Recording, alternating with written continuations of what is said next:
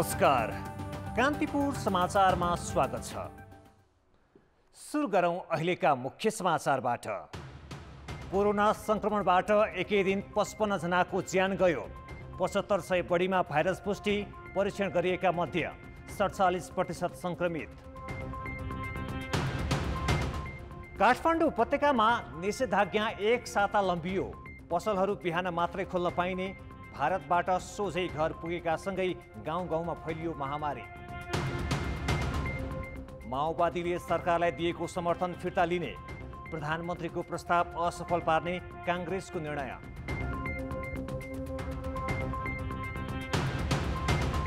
भारतमा संक्रमित संख्या 2 करोड नाघ्यो। पछिल्लो 24 घण्टामा 3,57,000 थपिए, 3400 को मृत्यु। र महामारीका कारण इन्डियन प्रिमियर लिग आइपिएल स्थगित, स्वास्थ्य जोखिममा सम्झौता गर्न नसकिने भारतीय क्रिकेट बोर्डको भनाई।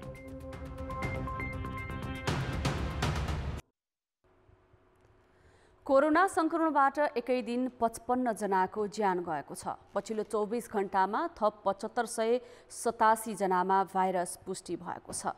नेपालमा महामारी सुरु भए यताकै धेरै मानवीय क्षति र संक्रमण देखिएको हो।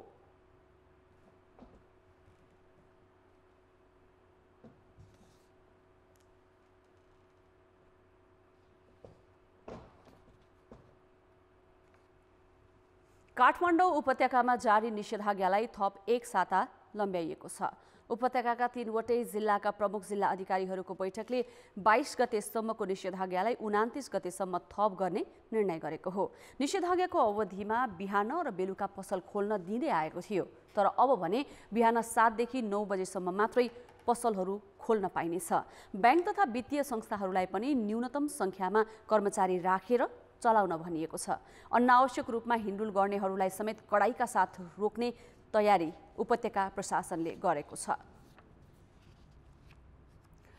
भारतमा दोस्रो लहर फैलिए लगतै नेपालमा पनि त्यसको प्रभाव परेको हो। तथ्याङ्कले पनि भारतमा जसरी कोरोना सल्किँदैछ त्यसरी नै नेपालमा पनि विकराल रूप लिँदैछ भन्ने देखाएको छ। 1 अर्ब 39 करोड जनसङ्ख्या भएको भारतमा अहिलेसम्म 2 करोड भन्दा बढीमा संक्रमण पुष्टि भइसकेको छ। यो कुल जनसङ्ख्याको 1.45% हो। नेपालमा 2 करोड 92 लाख जनसङ्ख्या मान्दा 1.20% मा भाइरस पुष्टि भएको छ। यसले भारतकै हाराहारी नेपाल पुग्न थालिसकेको देखाउँछ। वैशाख 14 गतेसम्म नेपालमा प्रति 10 लाखमा 147 संक्रमित भेटिन्थे भने त्यही समयमा भारतमा प्रति 10 लाखमा 258 मा भाइरस देखिएको थियो। एक हप्ताको बीचमा नेपाल पनि भारतकै नजिक पुगिसकेको यस रेखाचित्रले देखाउँछ। नेपालमा प्रति 10 लाखमा 249 संक्रमित पुग्दा भारतमा 256 जना देखिएका छन्। अझ सङ्कलित नमुनाको तुलनामा भारतमा सरदर 20% मा संक्रमण देखिएको छ भने नेपालमा 45% भन्दा माथि छ। यसले समुदायमा यथार्थ संक्रमितको संख्या भारतमा भन्दा निकै बाक्लो रहेको देखाउँछ। नेपालमा अहिले जुन दरमा बिरामी भइरहेका छन् त्यो सुरुवात मात्र भएको र अझै खराब परिस्थिति आउने महामारी विज्ञको भनाइ छ। अहिले नेपालमा जुन किसिमले संक्रमण बढिरहेको छ, यो संक्रमणको बढ्ने क्रमको यो भर्खर सुरुवाती मात्रै हो। भारतमा जुन किसिमको भयावहता अहिले देखिरहेको छ, प्रति 10 लाख जनसङ्ख्या जुन किसिमले भारतमा संक्रमित र मृत्युको संख्या जुन छ अहिले नेपालको भन्दा बढी छ। तर त्यो बढी हुनुको कारण के हो भन्दाखेरि भारतमा त्यो संक्रमण नेपालमा भन्दा चाँडै सुरु भएको हो। त्यही भएर आउँदा दिनहरूमा, आउने हप्ताहरूमा नेपालमा यो अझै बढ्दै जान्छ र संक्रमणको दर हेर्ने हो भने भारतको जस्तै हुन सक्छ भनेर हामी अनुमान लाउन सक्दछौँ। मृत्यु दरले पनि नेपालले भारतकै प्रवृत्ति पछ्याइरहेको देखिन्छ। जस्तो कि वैशाख 14 गतेसम्म नेपालमा प्रति 10 लाखमा 0.61 जनाको मृत्यु भएको थियो। अर्थात् 1 करोडमा दिनमा 6 जनाको मृत्यु भएको त्यस आँकडाले देखाउँछ। अहिले त्यो दर बढेर 1 करोड जनसङ्ख्या बराबर 12 जनाका दरले मृत्युवरण गर्दैछन् र दिनदिनै यो क्रम बढ्दैछ। भारतमा हरेक 10 लाख जनसङ्ख्यामा 2.48 जनाको मृत्यु भइरहेको छ। यसमा पनि नेपालले भारतसँग प्रतिस्पर्धा गरिरहेको देखिन्छ।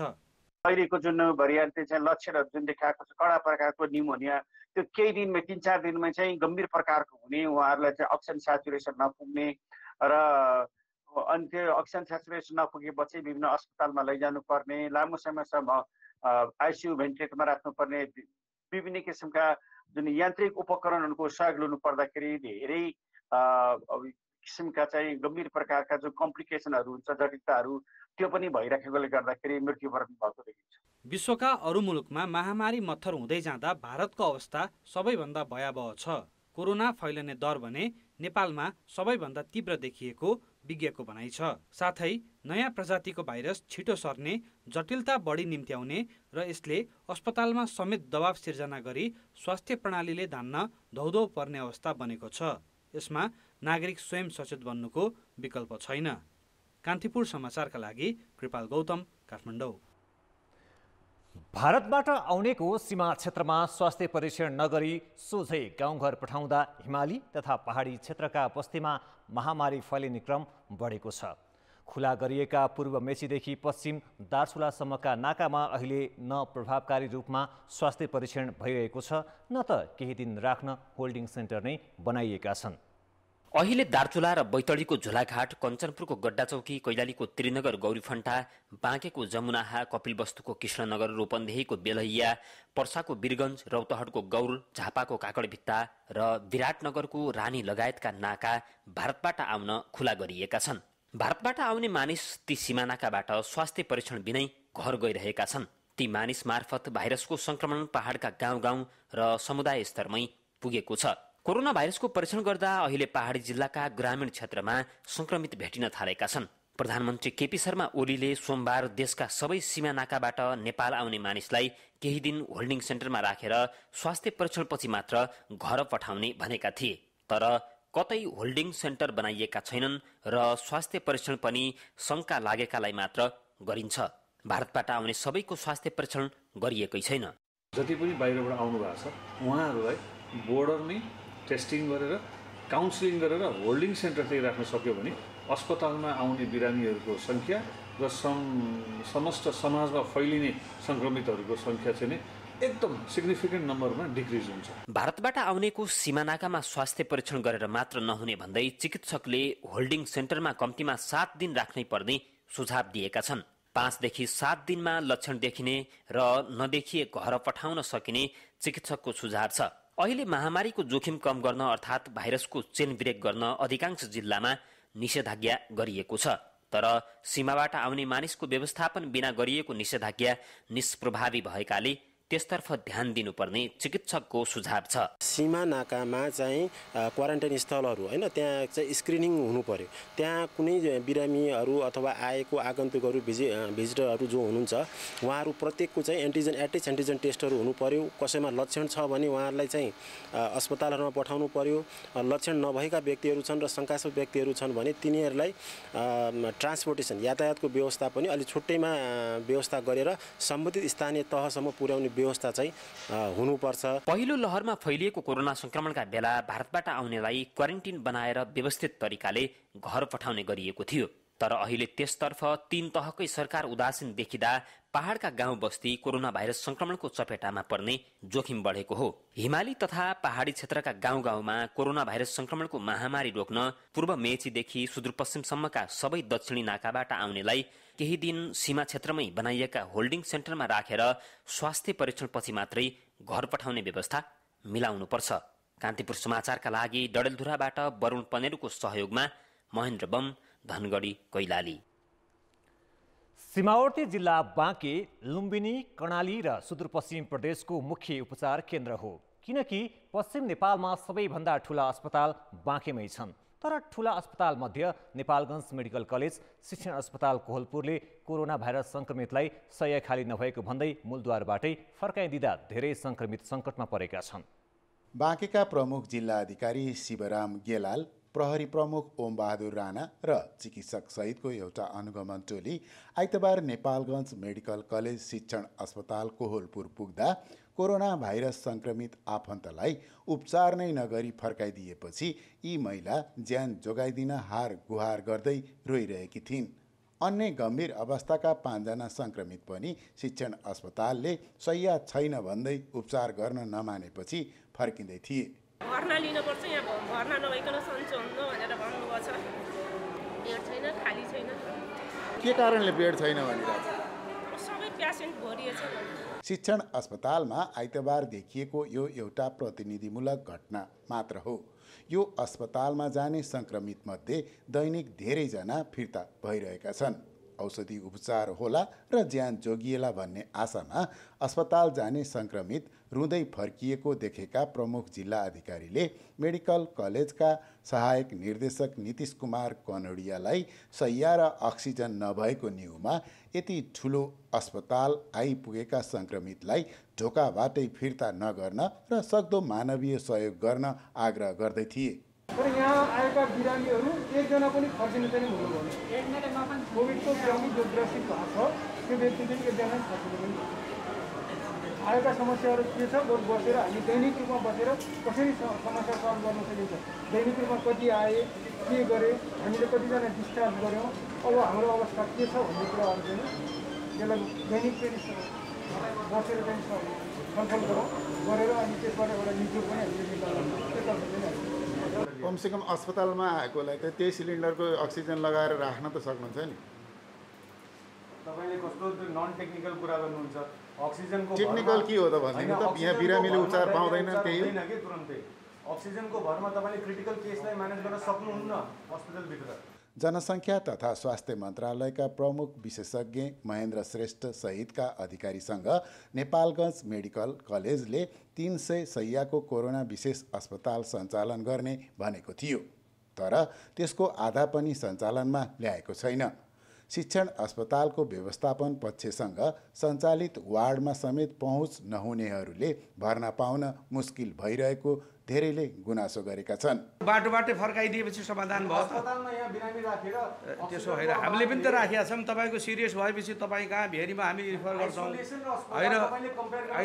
होइन हामीले आफ्नो तर्फबाट सक्दो जति गर्न सकिन्छ हामीले छिटो गर्नु भएको छ, गर्नुहुन्छ, तर चाहिँ बिचैबाट चाहिँ ढोकाबाटै फर्किएको छ नि। शिक्षण अस्पतालले अक्सिजन पाइपलाइन भएका शैय्या र स्वास्थ्य जनशक्ति अभाव देखाएर ज्यान सङ्कटमा परेका सङ्क्रमितलाई उपचार नै नगरी फर्काउने गरेको छ, जबकि शिक्षण अस्पतालमा अक्सिजन सिलिन्डर मगाएर लगाउन सक्ने र जान्ने जनशक्तिको कुनै कमी छैन। तर निजी स्तरका यस्ता ठुला अस्पतालले सेवालाई भन्दा रकम असुल्ने धन्दालाई प्राथमिकता दिने र विभिन्न न्युमा हात बाँधेर बस्दा बचाउन सकिने भाइरस सङ्क्रमितको समेत ज्यान जान सक्ने जोखिम बढेको छ। कान्तिपुर समाचारका लागि सविता जीसीका साथ जे पाण्डे, कोहलपुर, बाँके। कोरोनाका बिरामीले अस्पताल भरिभराउ हुन थालेपछि जनशक्ति अभाव हुन नदिन भन्दै सरकारले अध्ययन विधामा रहेका सबै स्वास्थ्य कर्मीलाई दरबन्दी रहेकै ठाउँमा खट्न निर्देशन दिएको छ। एक त जनशक्तिकै कमी, त्यसमाथि विधामा बस्नेको सङ्ख्या धेरै हुँदा उपचार प्रभावित भएकाले स्वास्थ्य मन्त्रालयले तत्काल काममा फर्कन भनेको हो, तर अटेर गर्ने पनि कम छैनन्। यो स्थितिमा स्वास्थ्य कर्मीलाई सरकारले कसरी काममा फर्काउँछ त? सरकारी अस्पताल, आधारभूत स्वास्थ्य केन्द्र, स्थानीय अस्पताल र स्वास्थ्य चौकी गरी देशभर 5000 को हाराहारीमा स्वास्थ्य संस्था सञ्चालनमा छन्।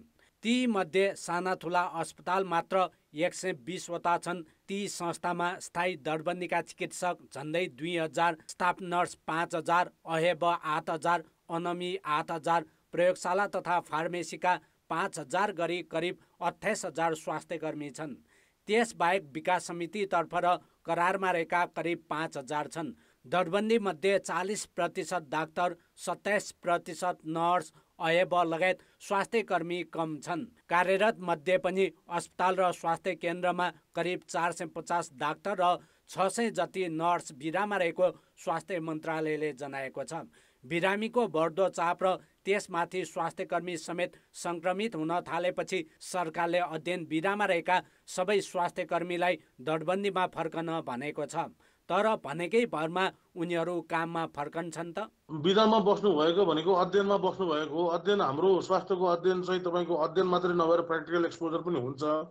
त्यो कारणले गर्दाखेरि उहाँहरू चाहिँ अहिले यदि आफ्नो अस्पतालबाट जानुभएको छैन, काममा खटिनु भएको छैन भने आफ्नो सम्बन्धित पुरानी ठाउँमा गएर काममा गरिदिनु भइदिनु भनेको हो। मलाई लाग्दैन उहाँहरूले चाहिँ अहिले यस्तो बेलामा गर्दिनँ भनेर भन्नुहुन्छ भनेर म एउटा स्वास्थ्य कर्मीको नाताले त्यसो कुनै पनि स्वास्थ्य कर्मीले भन्छन् जस्तो मलाई लाग्दैन।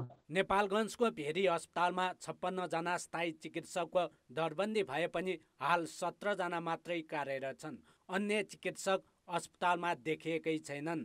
भएका चिकित्सक पनि संक्रमित भएपछि सङ्घीय सरकारले 60 जना स्वास्थ्यकर्मी थप गर्ने निर्णय गरेको थियो।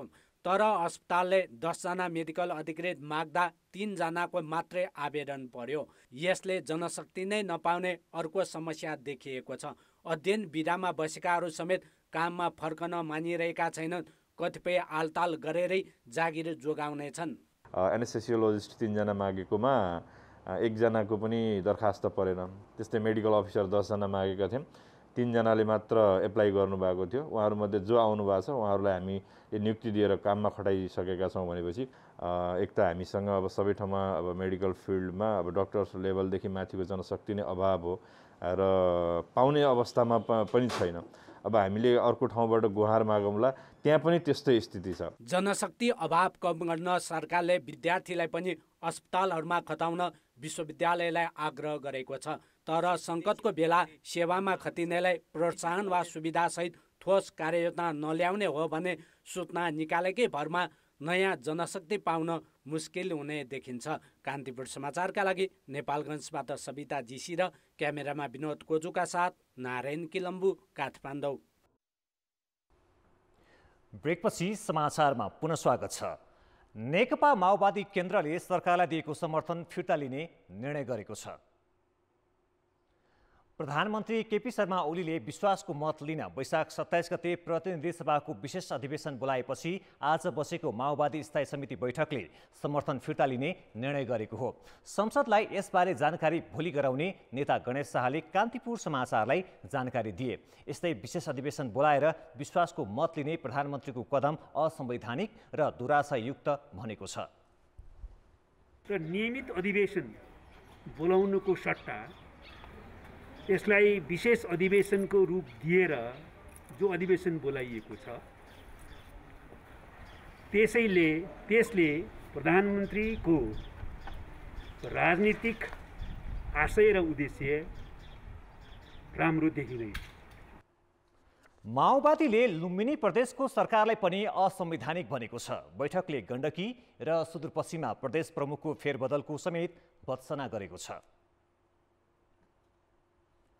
नेपाली काङ्ग्रेसले प्रधानमन्त्री केपी शर्मा ओलीले लिन लागेको विश्वासको मत असफल पार्ने निर्णय लिएको छ।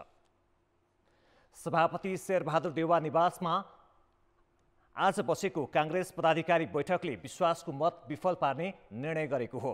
प्रधानमन्त्री असंवैधानिक रूपमा अगाडि बढेको र षड्यन्त्रमूलक तरिकाले विश्वासको मत लिन लागेको भन्दै त्यसलाई असफल पार्नुपर्ने निष्कर्ष काङ्ग्रेसले लिएको छ। बजेट अधिवेशन नै अब राख्नलाई ढिलो भइसकेको अवस्था छ। कोभिडको यत्रो चाहिँ महामारीको अवस्था छ। यी विषयहरूमा छलफल हुनुपर्ने ठाउँमा पहिला पनि संसद चाहिँ स्थगन गर्ने र अहिले आएर फेरि यो विश्वास मतको प्रयोजनको लागि भनेर यो संसद बोलाउने जुन चाहिँ काम भएको छ त्यसकारण चाहिँ सरकारलाई यो ओलीजीलाई यसमा चाहिँ फेल गराउने यो विश्वास मतमा फेल गराउनेको लागि हामी लाग्ने कुरा भएको छ र सँगसँगै अहिले फेरि यो अध्यादेशको मार्फतबाट यो संवैधानिक आयोग लगायतका विषयहरूलाई त्यसलाई फेरि अध्यादेश मार्फत अगाडि बढाउने काम भएको छ। त्यसलाई पनि हामीले चाहिँ भर्त्सना गरेका छ। संसदलाई पटक पटक छलेर यी कुराहरू भइराखेका छन्। यो सँगै काङ्ग्रेस र माओवादी केन्द्र विश्वासको मतको विपक्षमा उभिएका छन्। जसपाले भने अहिलेसम्म एक मतले निर्णय गरेको छैन।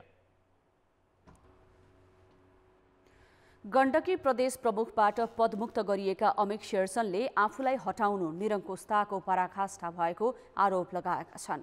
प्रदेश प्रमुखको निवासमा आज पत्रकारसँग कुरा गर्दै शेरचनले आफूलाई हटाउने कदम निरङ्कुशताको पराकाष्ठाको सूचक भएको भन्दै देशको राजनीतिक दिशा नै निरङ्कुशतातिर गइरहेको महसुस भएको बताएका छन्।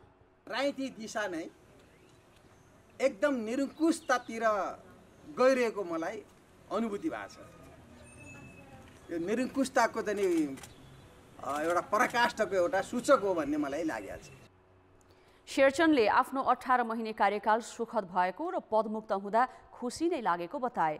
सरकारले शेरचनलाई हटाएर सोमबार गण्डकी प्रदेश प्रमुखमा एमाले नेत्री सीता पौडेललाई नियुक्त गरेको हो। राष्ट्रपति विद्यादेवी भण्डारीले संवैधानिक परिषद सम्बन्धी लगायत 7 वटा अध्यादेशहरू पुनः जारी गरेकी छन्। मन्त्री परिषदको सिफारिसमा राष्ट्रपतिले जारी गरेकामा संवैधानिक परिषद सम्बन्धी अध्यादेश पनि छ। यस्तै यौन हिंसा विरुद्धका केही ऐन संशोधन, फौजदारी कसुर तथा फौजदारी कार्यविधि, तेजाब तथा अन्य घातक रासायनिक पदार्थ नियमन, औषधि, सामाजिक सुरक्षा, नेपाल प्रहरी र प्रदेश प्रहरी सम्बन्धी अध्यादेश रहेका छन्। जारी भएका अध्यादेशहरूको म्याद सकिन लागेकाले पुनः जारी गरिएको राष्ट्रपतिको कार्यालयले जनाएको छ।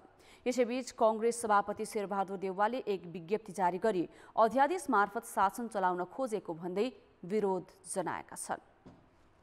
कोरोना संक्रमणको रोकथाम तथा संक्रमितको उपचारका लागि अस्पताल व्यवस्थापनदेखि औषधि र अक्सिजनसम्मको सङ्कट टार्न पहल भइरहेको सरकारको भनाइ छ। तर कोभिड विरुद्धको लडाईँमा नेपाललाई सघाउने बाचा गरेका दात्री तथा मित्र राष्ट्रबाट आउने वा ल्याउने सहयोगका लागि भने सार्थक सक्रियता देखिएको छैन।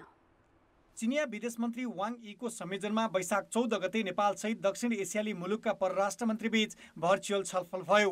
त्यसबेला चिनिया विदेश मन्त्री वाङले कोभिड विरुद्धको लडाईँका लागि नेपाललाई चिनिया मुद्रा 50 लाख RMB अर्थात् करिब 9.5 करोड रुपियाँ बराबरको आपतकालीन स्वास्थ्य सामग्री दिने वचन दिए। त्यसको 3 दिनपछि अमेरिकी राजदूत र्यान्डी बेरीले पनि नेपालका लागि $85 लाख अर्थात् करिब 1 अर्ब रुपियाँ बराबरको स्वास्थ्य सामग्री अनुदानमा दिने घोषणा गरे। त्यसो त रुसकै प्रस्तावमा कोभिड विरुद्धको खोप स्पुतनिक 5 ल्याउने प्रक्रिया थालेको 6 महिना भइसक्यो। तर कहिले आउँछ अझै यकिन छैन। भारतबाट खोप ल्याउन पैसा बुझाइसकेको पनि 1 महिना नागेको छ। अहिले चीनबाट 20,000 अक्सिजन सिलिन्डर ल्याउने प्रक्रिया अघि बढेको बाहेक अन्य वैदेशिक सहयोग प्रक्रियाकै चरणमा सीमित छन्। स्वयं प्रधानमन्त्री भने यस्तो सङ्कटको बेला पनि काम भइरहेको दाबी गर्न छोड्दैनन्। सोमबारकै सम्बोधनमा पनि उनले त्यस्तै भने। Vaccines and critical care medicines are global goods and everyone should have access to it. Since we are living in an interconnected and interlinked world, pandemic like this spares no one and no one is safe. It is in this vein I would like to request our neighbors, friendly countries and international organizations to help us with vaccines, diagnostic equipment and kits, oxygen therapy, critical care medicines and critical care furniture to support our ongoing efforts to combat the pandemic. Covid सङ्कटको विश्वव्यापी प्रभावबाट कुनै मुलुक अछुतो छैन। यस्तो अवस्थामा कुनै पनि मुलुकबाट सहयोगको अपेक्षा गर्नु आफैमा सहज विषय होइन। तर नेपालको कमजोर क्षमता र सुस्त कार्यशैलीले कोरोना महामारीको दोस्रो लहरले झनै अत्याइरहेको अवस्थामा हातै फैलाएर मित्रराष्ट्रसँग सहयोगको याचना गर्नुपर्ने बाध्यता आइलागेको छ। यति हुँदा पनि तीव्र गतिमा काम गर्न हामी नै चुकिरहेका छौँ। प्रबन्ध र यसको चाहिँ वितरण र अरू विषयहरू पनि गहन, त्यो गर्दाखेरि सबै एक प्रकारले हेर्दाखेरि चाहिँ नि चुनौतीको सामना गर्नलाई तयार नभएको अवस्थाबाट यथाशक्य प्रयास गर्ने अवस्थामा हामी अहिले पुगेका छौँ। हामीले अब हाम्रो आवश्यकताले हेरेर अब आफैले किन्ने पनि जमर्को नगरेको होइन, तर समस्या चाहिँ विश्वव्यापी रूपको सङ्क्रमण भएको हुनाले समस्या पनि विश्वव्यापी नै छ। अघिल्लो वर्षदेखि नै अत्यावश्यक स्वास्थ्य सामग्री सहित खोप र औषधिका लागि भारत, चीन, अमेरिका, बेलायत, जर्मनी, रुस र अस्ट्रेलियासँग कूटनीतिक पहल थालिएको हो। त्यसमध्ये चीन र भारतबाट केही खोप तथा स्वास्थ्य सामग्री आएको पनि छ। तर प्रतिबद्धता अनुरूप अझै सबै सामग्री आउन र तेस्रो मुलुकको आश्वासन अनुसार सहयोग ल्याउन हाम्रै सक्रियता कमजोर भएको देखिन्छ। कान्तिपुर समाचारका लागि नवराज पाण्डे, काठमाडौँ। ब्रेकपछि समाचारमा पुनः स्वागत छ। अब जनमतको अन्तिम परिणाम। जनमतमा हिजो हाम्रो प्रश्न थियो, महामारीको मौका छोपी अत्यावश्यक सामग्रीको मूल्य बढाउनुलाई के भन्नुहुन्छ? ए. नियामकको कमजोरी, बी.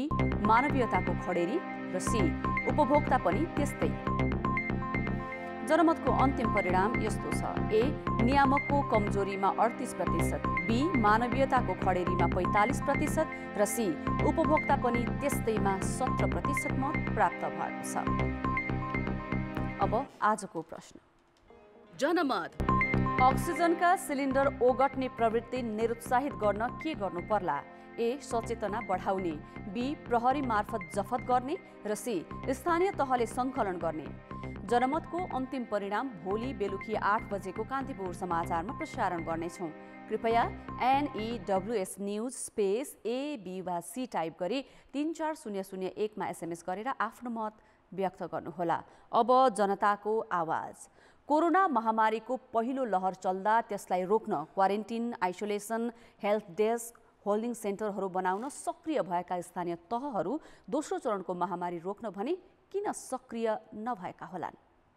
जनताको आवाज। कोरोनाले यत्रो रूप धारण गर्छ भनेर समुचित आकलन गर्न नसकेर पूर्व केही तयारी गर्न नसकेको। गाउँ गाउँ वार्डमा चाहिँ जनचेतना कार्यक्रम गर्नुपर्छ, त्यो पनि गरेको छैन। अहिले पनि मास्क वितरण गर्नुपर्ने, साबुन वितरण गर्नुपर्ने, क्वारेन्टाइनको व्यवस्था राख्नुपर्ने, केही गरेको पाइँदैन। प्रशासनहरू या चाहे गाउँ निकायले त्यो जिम्मेवारी लिनुभएछ, उसको जिम्मेवारी हो यसको दायित्व पुरा गर्नको लागि। उहाँहरूको तपाईँको समाजमा हुनुपर्ने भूमिकामा राखौँ कि नगण्य मात्रामा 0% जति तपाईँको उहाँको योगदान तपाईँको हेरिरहेछु। उपचारको लागि पनि जान्छ अस्पतालमा, र सुनसुकी ग्यासै अक्सिजन पाइरहेको छैन। कुन डाक्टरसँग मिल्ने, के गर्ने, कहाँ गर्ने, अल्पत्रमा बिमारीहरू छ यहाँ। सरकारको के कसो छ, हामीहरू चाहिँ हामीहरूको सक्रियता छ, हामीहरू निभाइरहेका छौँ। हामीहरूको एउटा डिस्टेन्सन दूरीमा बसेका छौँ। कुनै काम गर्दाखेरि हामी आफ्नो हिसाबले गरिरहेका छौँ। आर्थिक वर्ष सम्पन्नको बेला छ, उनीहरूको आफ्नै तालमेलमा अलि अप्ठ्यारो हुन्छ त्यो बजेट मिलाउनमा। त्यतातिर उनीहरूको बढी ध्यान छ। जनतालाई के हुन्छ, के भइरहेछ त्यतातिर कुनै ध्यान छैन।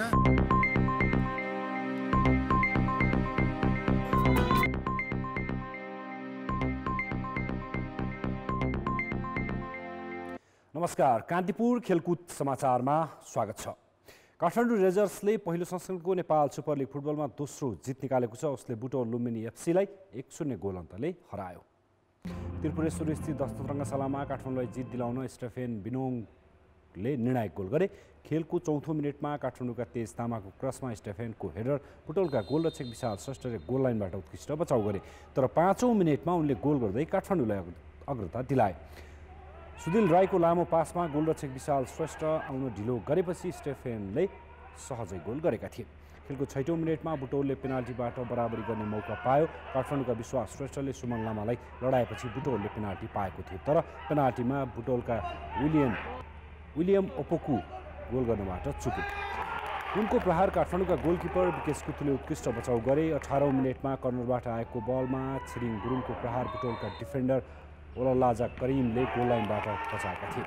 पहिलो हाफको इन्जुरी समयमा काठमाडौँका आशिष राईको डिबक्स बाहिरबाटको सशक्त प्रहार पोस्ट बारमा लाग्दै फर्किएको थियो।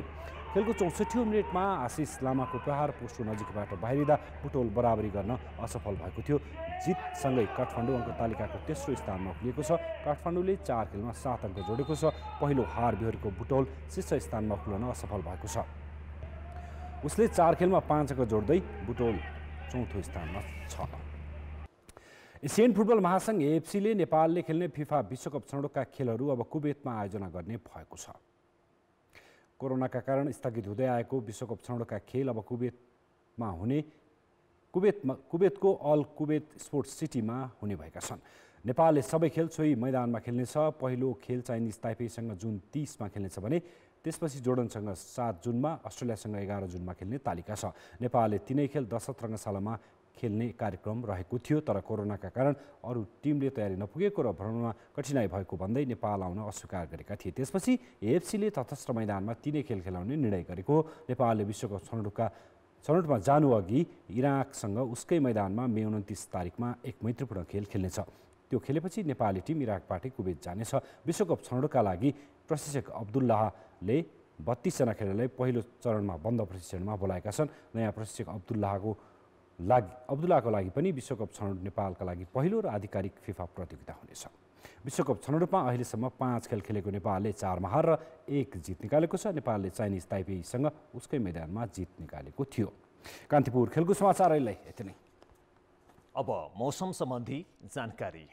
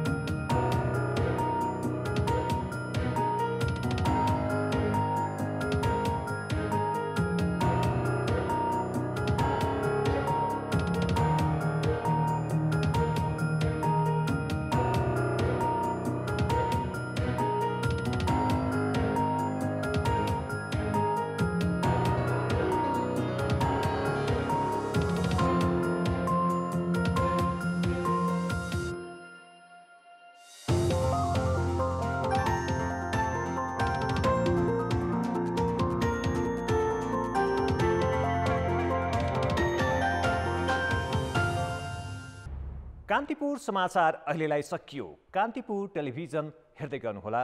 नमस्ते।